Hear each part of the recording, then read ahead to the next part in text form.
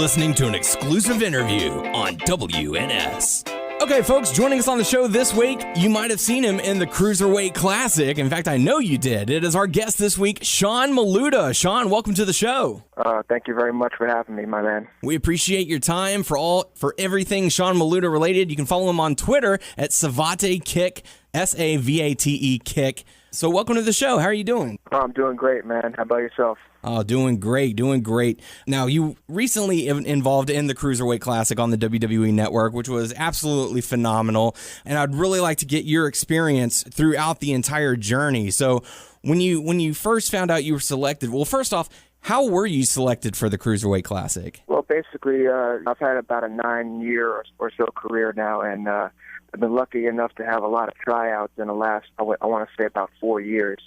So, I'm pretty familiar with a lot of people in the WWE already. William Regal, who is very heavily in charge of the whole tryout process. And, when you go on the road and Raw and SmackDown, things like that, anytime you're booked as an extra, that's usually who you're dealing with. I built a pretty strong relationship with Mr. Regal over the years. I think he saw enough of me for the few times that I performed for him. He saw enough of me to, include me in this tournament. And, I was approached about it earlier in the year. I was just so excited for the whole process. And, because I was finally going to get the platform that I always dreamed about being on. And, so I owe a lot of that to Mr. Regal. So yeah, I've been around the WWE for a couple of years now, getting looks here and there and doing a lot of extra work. So, I believe I built up enough to where, they took a chance on me and brought me in as one of the 32.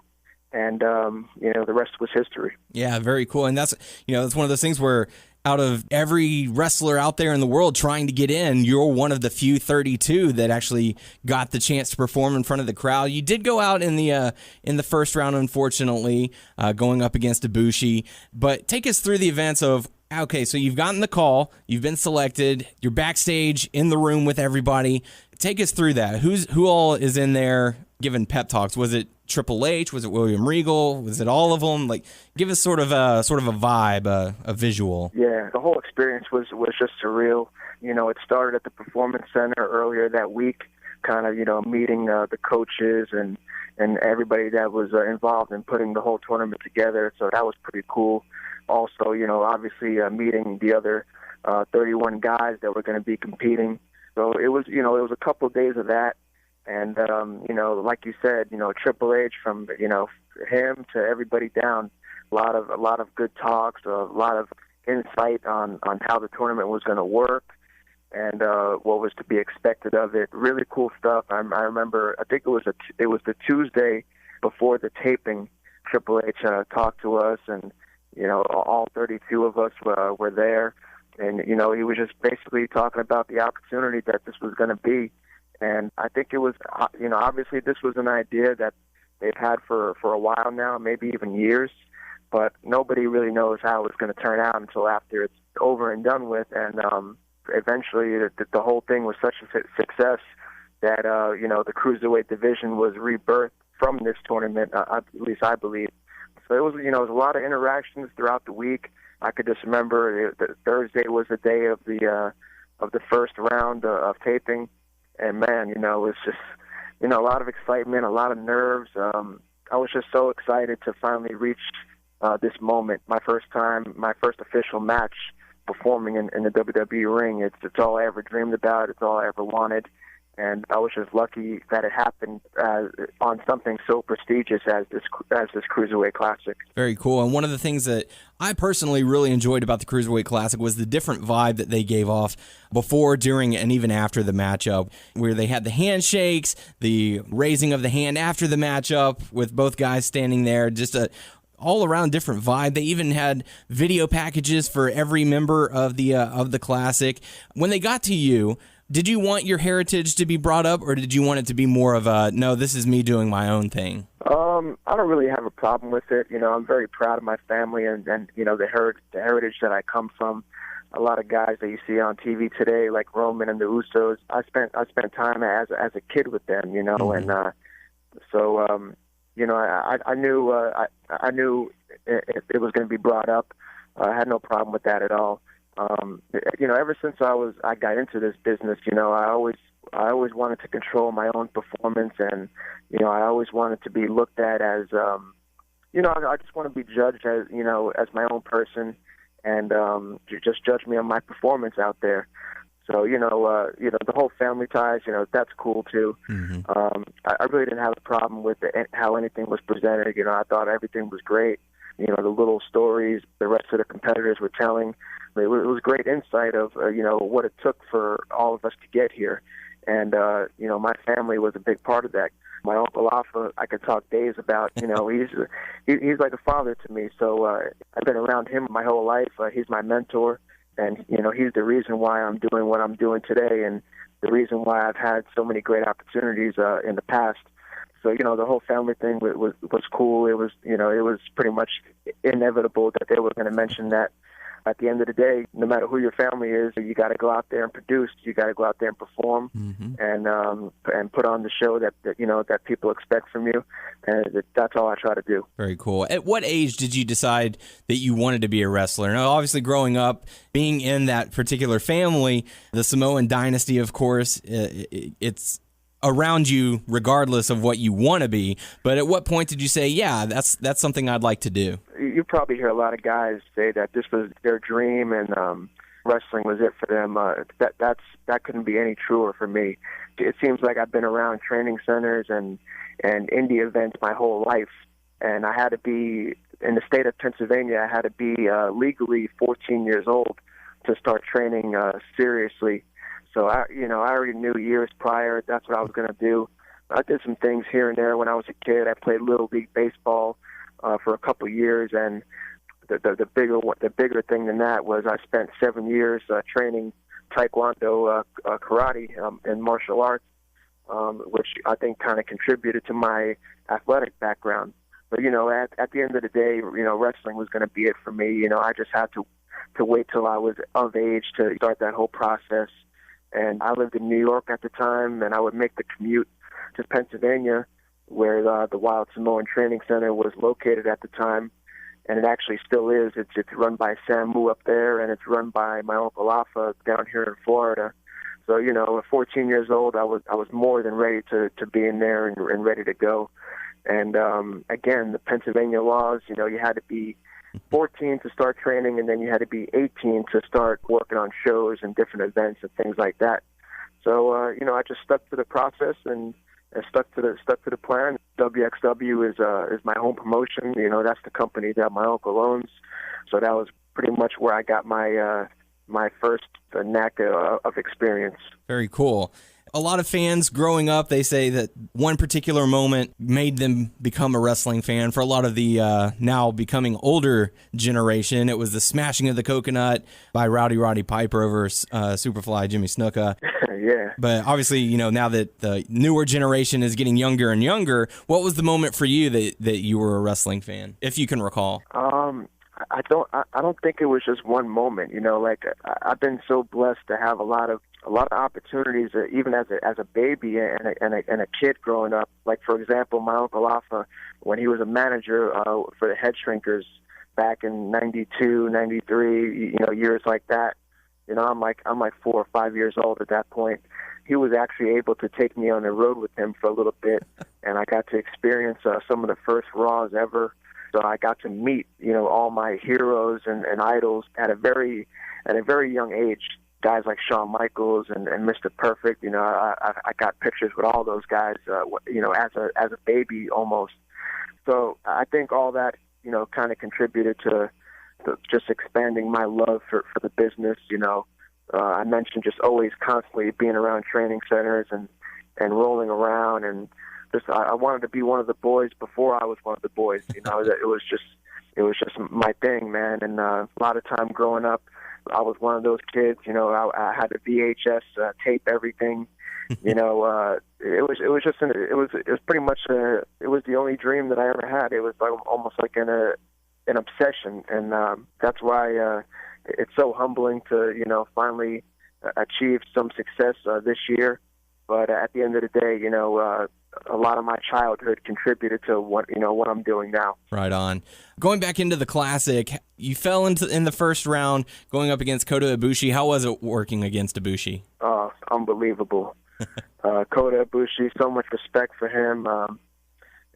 I've been telling everybody if he's not one of the best in the world, he is the best in the world. That's how highly I think of that guy. He has a style that's very appealing to me. Like, when I'm out here studying and trying to learn, which I still do today, he has that style that I love to watch. That it's like a perfect mix of striking and high flying, and that's what I try to bring to the table too. Ibushi is just he's so smooth. He's so finesse. He brings so much finesse to the game. I already knew about his reputation before he was going to be competing in this tournament. I've been a big fan of Japanese wrestling since I can remember, all the way back to the heavyweights like Kawada and Misawa, and then later on, just watching New Japan and Pro Wrestling Noah. I just always loved Japanese wrestling, and that's why it was a huge honor to work with a guy like that. And it made it even that much more special that it was my first match ever in the WWE ring, and here I am against a lot of people's favorite to win the tournament. Mm-hmm. So the whole experience was just great. Kota's a great guy. There was a little bit of a language barrier there too. I'm not sure if people, some people might know, because obviously he had a translator hanging around, for his post-match promos and things like that. But that's all real stuff, man. He's very limited when it comes to English, but I embraced the challenge. It was actually my first time working with a guy that couldn't speak English like that, so it was a challenge for me, and I just embraced it. And I could have been working with anybody in there. I knew that I had to go out there and produce. This is what I worked my whole life for, and this was finally my platform to do it. And it just made it that much more special that I was in there with such a great talent like him. Absolutely. And unfortunately, you came up a little short in the first round, but you did get to have a bonus match later on. You teamed up to go up against the Bollywood Boys. Was there talk backstage of, hey, I want to go up against this guy? No, I want to go up against this guy. Can we just go out in the ring and just face all of these guys? Or was it sort of... I got to feel with those 32 guys, everyone's kind of like sizing each other up, going, yeah, I think we could do a pretty good matchup. Yeah, I actually got pretty lucky because I actually technically I wrestled on every single Cruiserweight Classic taping, except you're probably only going to see the match with Ibushi, but I've been lucky enough to have a lot of opportunities with dark matches and things like that. And I think it definitely helps that I'm local. I live right outside of Orlando. The opportunity was there, and I just tried to take it. And I actually had a couple of matches with the Bollywoods at this point. And any opportunity that I get these days, just trying to make the most of it. They're giving me the ball, and I'm just trying to run with it. And hopefully there'll be more opportunities to come. Was there anyone in that locker room that you did not get to face that you would have liked to? Oh man, you can name like a whole bunch of people from that tournament that I would love to work with. Hopefully, I can in the very near future. Guys like Brian Kendrick, who I've watched for years and years. It seems ever since his run with Ring of Honor and Japan and things like that. There's nothing but respect for him. Guys like Zack Sabre and Cedric Alexander, Tozawa. These are guys that some of them I was familiar with. Some of them, I just saw their work for the first time there, but there's definitely a long list of people from that tournament that I think I can mix it up pretty well with. And you mentioned Brian Kendrick, one of the veterans in the locker room. Also, Tajiri was back there as well. Did any of them approach you? Did you approach any of them asking advice or thoughts on your matchup or anything? Oh yeah, I've always been one to pick as many brains as I can. Actually, Brian Kendrick was actually the first person that I actually talked to that whole week. Just because of where we were sitting, I started a conversation with him, and I just told him how much I respect his work, and it was just talking to me like a coworker. A lot of guys like that, but it's mainly it was mainly trying to get as much out of the coaches that you can, and trying to learn the system as best as possible. how things are done, how TV works. That's what I was really going for. Because I want to be I just want to be the best overall at my game. And there's a lot of things that are done on the indies that can't be done or aren't done when you're wrestling for the WWE. And there's a lot of things that when you're wrestling WWE TV that you have to be aware of, and little tips and little tricks of the trade. So I was just trying to educate myself as best as possible with that stuff. Very cool. And since the conclusion of the Cruiserweight Classic, have you been in contact with WWE? Are we going to be seeing you again, maybe on NXT, possibly the Cruiserweight division on Raw? Well, a couple weeks after the match with Ibushi, I got called in to wrestle NXT against Hideo Itami. I'm not sure if you were going to mention that, but I guess I will.